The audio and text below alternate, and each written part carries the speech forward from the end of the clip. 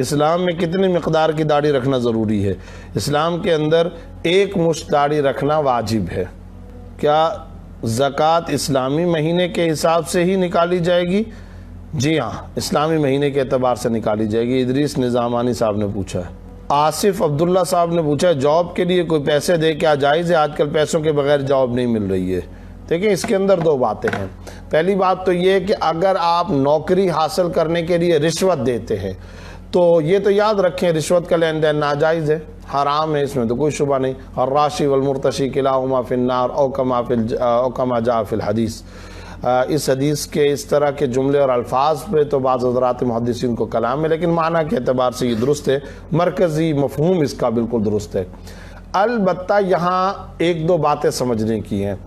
وہ یہ ہے کہ بعض لوگ یہ سمجھتے ہیں کہ رشوت دے کر نوکری حاصل کر لی گئی تو اب یہ نوکری ناجائز ہو گئی، اس کی آمدنی ناجائز ہو گئی، یہ جو کچھ کمائے گا یہ سب حرام ہے۔ تو ایسا نہیں ہے، ایسا بالکل نہیں ہے۔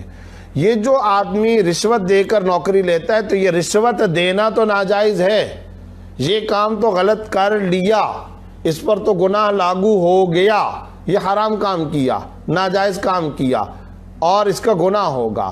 البتہ مستقبل میں یہ جو نوکری کر رہا ہے اس کی آمدنی حلال ہے یا نہیں ہے، تو یہ یاد رکھیں اس کا دار و مدار 2 باتوں پر ہے۔ اگر وہ 2 شرطیں پائی گئیں آمدنی حلال، اگر وہ 2 شرطیں نہیں پائی گئیں آمدنی حرام۔ پہلی شرط، جس کام کی جاب، نوکری اور ملازمت لیے اس کام کے کرنے کی صلاحیت اور اہلیت اس کے اندر موجود ہے یا نہیں۔ اگر صلاحیت اور اہلیت موجود ہے تو ٹھیک ہے۔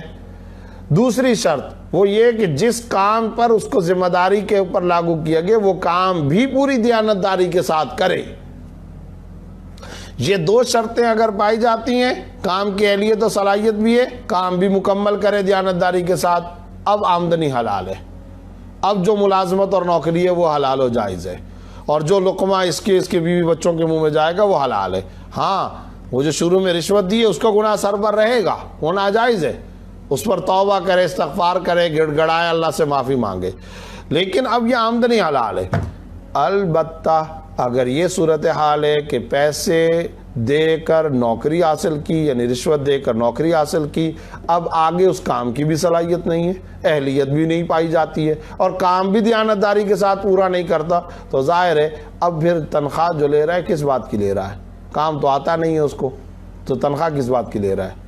اور اگر کام آتا ہے لیکن کام کرتا نہیں ہے تو ظاہر ہے کہ فارغ بیٹھنے کی تنخواہ تو کوئی بھی نہیں دیتا، کام کے پیسے دیے جاتے ہیں نا۔ تو اب یہ جو کام کے پیسے دیے جاتے ہیں یہ کیا کام کر رہا ہے؟ کام کر ہی نہیں رہا، تو ایسی صورت میں بھی اس کی آمدنی حلال اور جائز نہیں ہوگی۔ تو ان ساری باتوں کو سمجھنا چاہیے، یہ 2 شرطیں اگر پائی جائیں تو پھر ملازمت جائز اور اس کی آمدنی بھی جائز اور حلال۔ نے پوچھا ہے مسجد کے پیسوں سے مدرسہ بنا سکتے ہیں؟ سوال یہ ہے کہ چندہ دہندگان کے اعلان اور ان کے ارادے پر موقوف ہے۔ اگر انہوں نے مسجد کے لیے پیسے دیے ہیں تو آپ مدرسہ نہیں بنا سکتے، اور اگر انہوں نے مدرسہ اور مسجد دونوں کے لیے دیے تو کر سکتے، اور اگر مدرسے کے لیے بھی اجازت لی ہے تو جائز ہے، ورنہ نہیں۔ محمد رفیق حجر صاحب نے فرمایا السلام علیکم ورحمۃ اللہ۔ وعلیکم السلام ورحمۃ اللہ۔ ضمیر خان صاحب نے پوچھا مضارعات کی کیا تعریف کیا ہے؟ مضارعات پتہ نہیں کیا ہے، میم ضاد، تو میم ضاد کے ساتھ لکھا ہے، اس کا تو معنی معلوم نہیں۔ اگر مزارعات ہے، مزارعات کا مطلب یعنی زا کے ساتھ، تو اس کا مطلب یہ کہ کھیتی باڑی کے لیے کسی کو زمین دینا اور اس کی شرائط کے ساتھ اجازت ہے۔ اسامہ امین صاحب نے پوچھا کنز الدقائق کے لیے کوئی بہترین شرح بتا دیجئے۔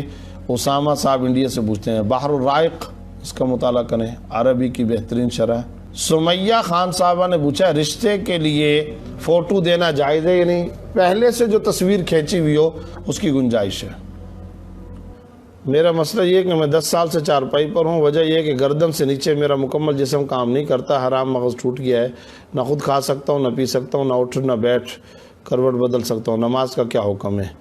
بس ٹھیک ہے، ایسی صورت میں آپ اشارے سے نماز ادا کریں۔ محمد اکمل صاحب نے پوچھا مرنے کے بعد انسان کے ساتھ کیا ہوگا؟